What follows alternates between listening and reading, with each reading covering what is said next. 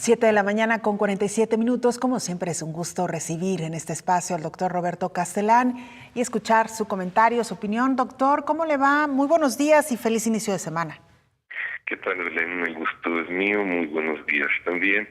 Y pues un buen inicio de semana y buen regreso a todos los papás y las mamás que incluyen ahora una vuelta por la escuela de sus hijos para llevarlos a sus actividades de todos. Y pues un saludo también y un buen inicio de semana a todos los radioescuchas y televidentes del Sistema Universitario de Radio y Televisión. Pues como ya lamentablemente nos acostumbramos en Jalisco y contribuye al aletargamiento que padecemos los jaliscienses respecto a las acciones del crimen organizado, que ya las incorporamos a nuestra vida cotidiana, ya no son extrañas para nosotros. Pues no hay semana en donde un acontecimiento oculte al de la semana pasada. Siempre hay algo que sucede, digamos, todos los días, cada semana hay acontecimientos de grupos donde grupos del crimen organizado son los protagonistas, que pues nos hacen pasar la página de lo que sucedió la semana pasada. En esta semana la novedad, pues hay dos novedades.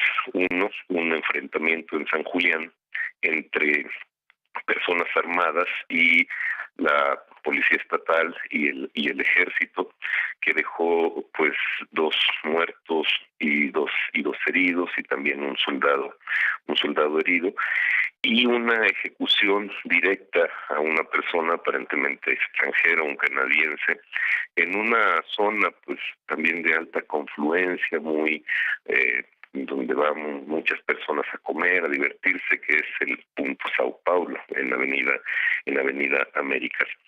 Estos dos hechos sucedieron el mismo día, probablemente no tengan relación uno con otro, probablemente sí.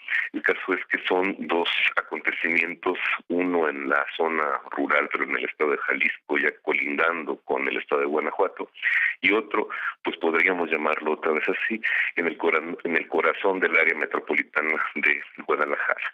En el primer enfrentamiento en San Julián, pues se habla algunas, sobre todo el sitio de noticias Breitbart de Texas, algunos medios de comunicación hablan de que en ese enfrentamiento se buscaba detener a Nemesio Ceguera, el Mencho, que es la persona, digamos, más buscada ahorita en todo México, por quien inclusive se acaba de aumentar la recompensa, 30 millones de pesos, y creo que los norteamericanos ya están ofreciendo 5 millones de pesos por datos para su captura.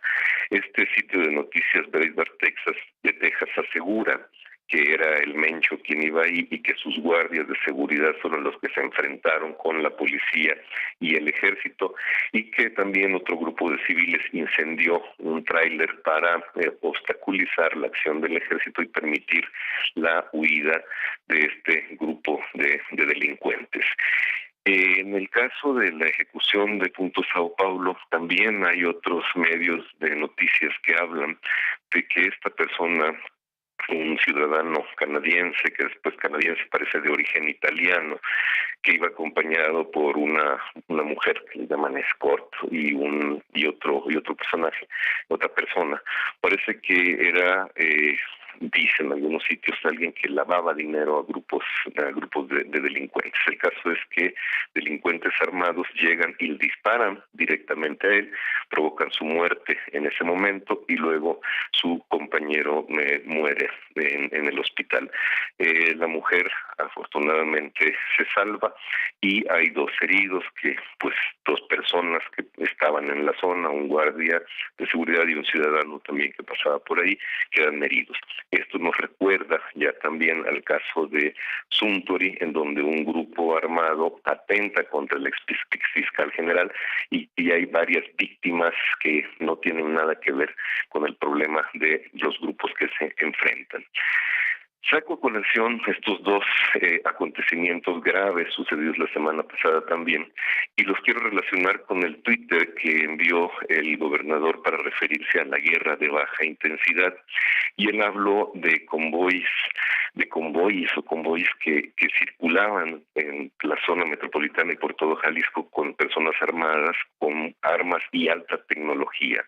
Nada más, si nosotros vemos en estos dos acontecimientos el número de armas empleadas, el número de personas que se desplazaron y la cantidad de disparos que se hicieron, pues tenemos que aceptar, como lo acepta el gobernador, que estamos viviendo una guerra de baja intensidad o una guerra civil molecular, como yo lo he mencionado varias veces. En el enfrentamiento en San Julián, según algunas notas, se emplearon o se confiscaron después en la zona un lanzacohetes calibre 83 milímetros, 8 fusiles Barrett calibre 50, 2 ametralladoras Browning calibre 50, 25 fusiles AR-15, 20 fusiles AK-47, 30 pistolas de diversos calibres, 60,000 cartuchos y 10 camionetas, algunas de ellas, como se vieron en las fotos, con estos grandes armamentos Barrett o ametralladoras montados en la caja de la camioneta. En el punto Sao Paulo, pues participó un comando de 8 a 10 personas con tres vehículos y se encontraron 142 casquillos, son los que se encontraron ahí.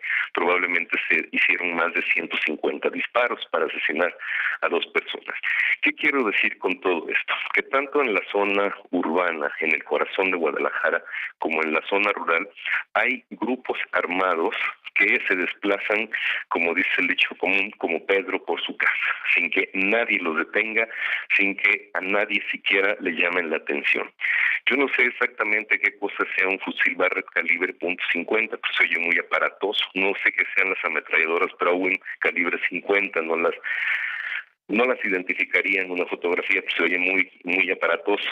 No me explico cómo en un estado en donde prevalece el derecho, aparentemente, en un estado en donde se acaban de realizar elecciones, donde se acaba de realizar actos aparentemente democráticos, pueden existir ciudadanos que circulan con esta cantidad de armamentos y que circulan, como lo estamos viendo y como lo señaló también el gobernador, en convoys, es decir, 3, 4, 5 carros, en este caso 10 camionetas en San Julián, 3 camionetas en Punto Sao Paulo, personas que se desplazan de un lugar a otro sin ser molestadas. Eso a mí me llama muchísimo la atención porque indica precisamente que el Estado perdió completamente el control sobre su propio territorio. Un Estado que no puede controlar los desplazamientos de sus propios enemigos internos, pues es un Estado simple y sencillamente debilitado, que no está haciendo absolutamente nada en contra de estos grupos del crimen organizado. El gobernador lo aceptó. El gobernador, al aceptar que hay una guerra de baja intensidad, está aceptando, no lo dice, pero es lógico, que esa guerra se da en su territorio. Y un territorio de un Estado, todos sabemos que el Estado implica territorio, no pueden coexistir dos grupos armados de tipo diferente. El único grupo armado por ley tendría que ser las policías y el ejército. Vivimos pues en Jalisco un estado tomado ya, un estado completamente en manos del crimen organizado, con una total debilidad de las autoridades legalmente constituidas. Lo otro que tocaré en otra ocasión es por qué los ciudadanos no hemos reaccionado de ninguna forma para detener también esta criminalidad que obviamente pues ya se puso a un lado o se puso en lugar de el mismo estado de Jalisco. Lo que está sucediendo es muy grave. La reacción de nosotros como ciudadanos en Jalisco pues no tiene nada que ver realmente con lo que está sucediendo. Parece que lo aceptamos o parece simplemente que somos ciudadanos de una plaza tomada. Ese es mi comentario para el día de hoy. Doctor, y veremos qué consecuencias, qué reacciones generará estos anuncios que han hecho tanto las autoridades mexicanas como las estadounidenses para ir a fondo en el tema del combate al narcotráfico y particularmente para detener, parece ser uno de los objetivos principales, a Nemesio Ceguera alias El Mencho.